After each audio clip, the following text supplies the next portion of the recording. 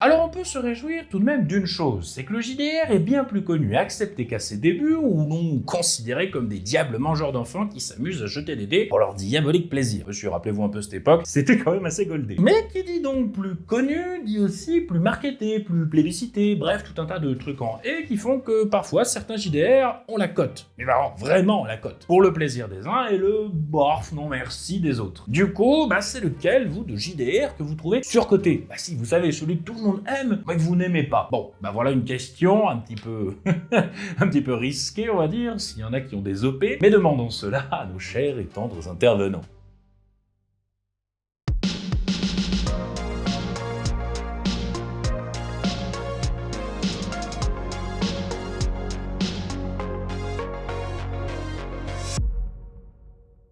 Je vais vraiment pas me faire des potes là-dessus. Donjons et Dragons, voilà. Il est... Enfin, le DD5, 5ème édition, pour être plus précis. Je dirais pas que je l'aime pas, mais vraiment, je trouve qu'il est surcoté. Alors après, à raison, il y a quand même toute une machine, je dirais, de communication autour qui est très bien faite. Ça, je dirais pas le contraire. Il est très simplifié, et c'est ce qui fait son succès, à raison aussi, puisqu'il est relativement simple à prendre en main.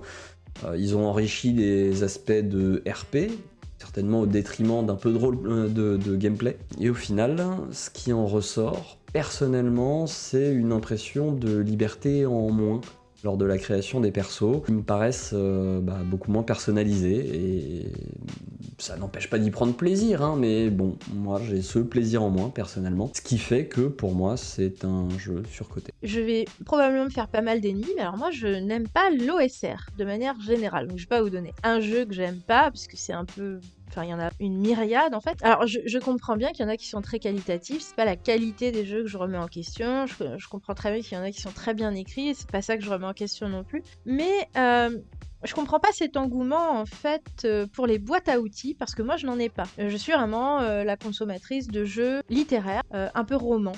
Donc j'ai besoin de pouvoir voyager en précision, en image mentale, en lore et tout. Si vous voyez apparaître les petites feuilles sur lesquelles je mets mes notes, pas de panique. Donc voilà, l'OSR, pas fan, mais gros respect pour ceux qui aiment, c'est vraiment une question de goût. C'est triste parce que c'est un jeu que je voulais apprécier, que j'avais pris le bouquin sur le net. C'est simplement l'Appel de Cthulhu.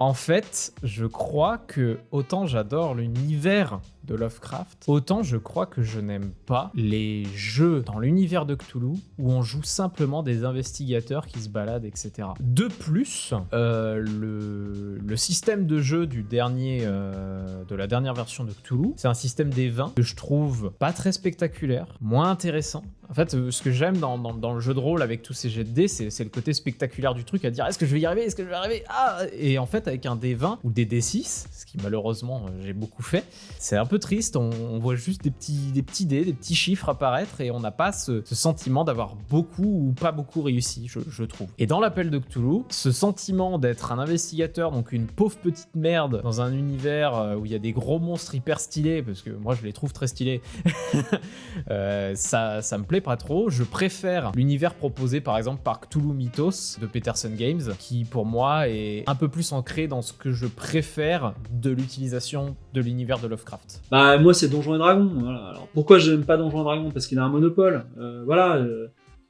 En fait, dans toute société, si Donjons et Dragons était tel quel et il avait 30% de part de marché, en vrai ce serait cool. Même si c'est un jeu dans lequel il faut tuer des gens pour devenir plus fort.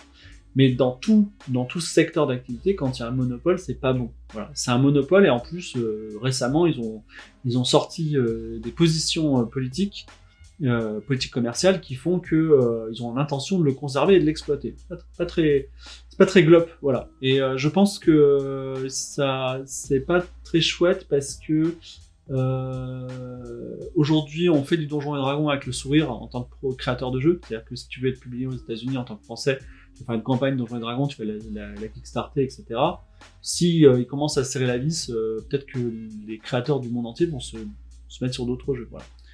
Donc, je dis pas que c'est un mauvais jeu, c'est un très bon jeu, mais je voudrais qu'il y ait un peu moins de suprématie sur le marché.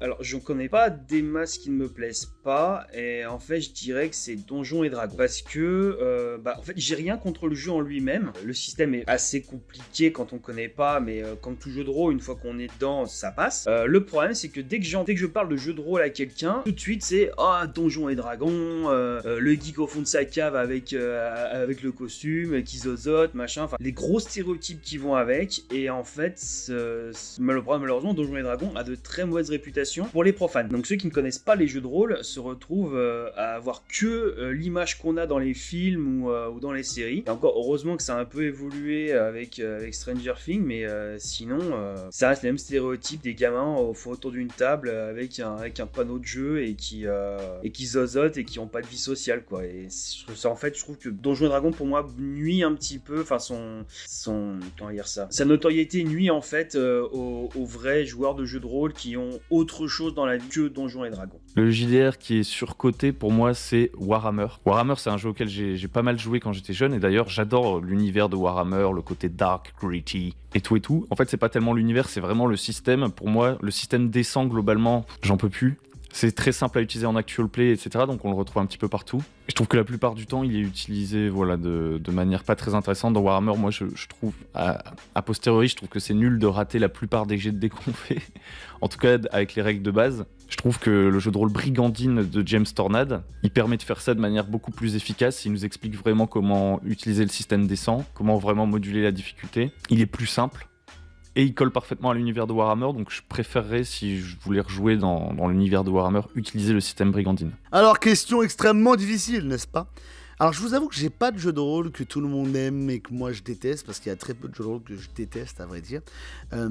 Mais s'il fallait vraiment en citer quelques-uns, en fait, je dirais Donjons et Dragons. Oh, sacrilège. Alors pourquoi Donjons et Dragons ? Tout simplement parce que moi je suis un gros consommateur de jeux de rôle, j'ai énormément d'heures de jeux de rôle par semaine, c'est-à-dire que je joue énormément, et je joue vraiment très très peu, si ce n'est quasiment pas, à Donjons et Dragons. Et alors Donjons et Dragons ou Pathfinder ou Starfinder ou tous les dérivés de D&D 3.5, 3.1, de 5 versions 5.0, enfin voilà, toutes les versions de Donjons et Dragons, de manière globale, j'y joue très très peu. Pour la simple et bonne raison que maintenant, avec les années que j'ai derrière moi de jeux de rôle, j'ai trouvé ce qui me plaît le plus. Et je vous avoue, ce qui me plaît le plus, c'est les systèmes de jeu simples, intuitifs, rapides.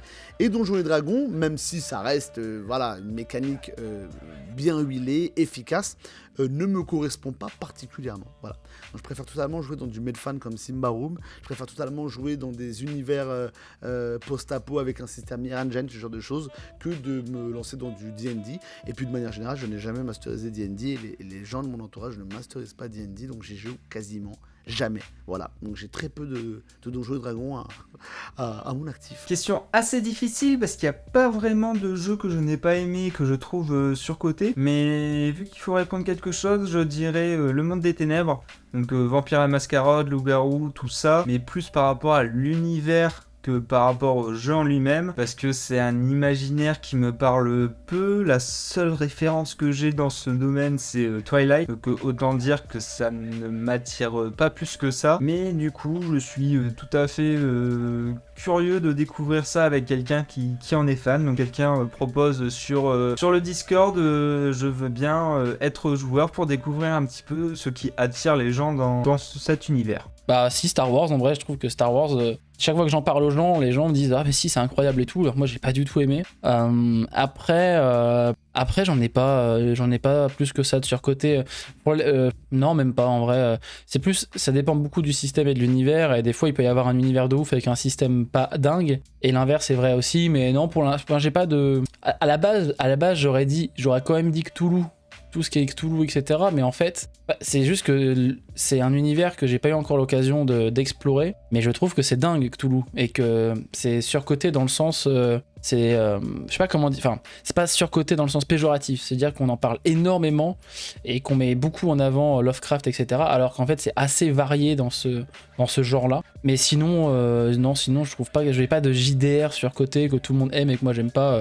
Mis à part Star Wars, je dirais, mais voilà. Alors moi, sans surprise, Donjons et Dragons. Désolé, oui. Bon après, attention, je déteste pas non plus, mais c'est juste que l'aspect trop statistique centré, plus le côté archétype et d'autres points de règles diverses et variées, ça donne juste l'impression d'être dans un ersatz de jeu vidéo, mais sur papier plutôt que dans un JDR. Et je pense que cet aspect-là est assez réel et présent, puisque je vois des fois passer sur les groupes de rôlistes des personnes qui demandent comment optimiser tel ou tel archétype pour le rendre OP, overpowered, bref, trop fort, c'est un terme qui vient des jeux vidéo à la base. Bon, on peut pas vraiment en vouloir aux gens comme ça non plus, puisque c'est le système de jeu qui conditionne un peu ce genre de comportement. Et c'est juste que bon, des fois, j'ai l'impression qu'on passe à côté de quelque chose d'important dans le JDR avec ce genre de raisonnement. Sans parler du système d'échec et de réussite critique qui, je trouve, complètement brise l'immersion, mais bon...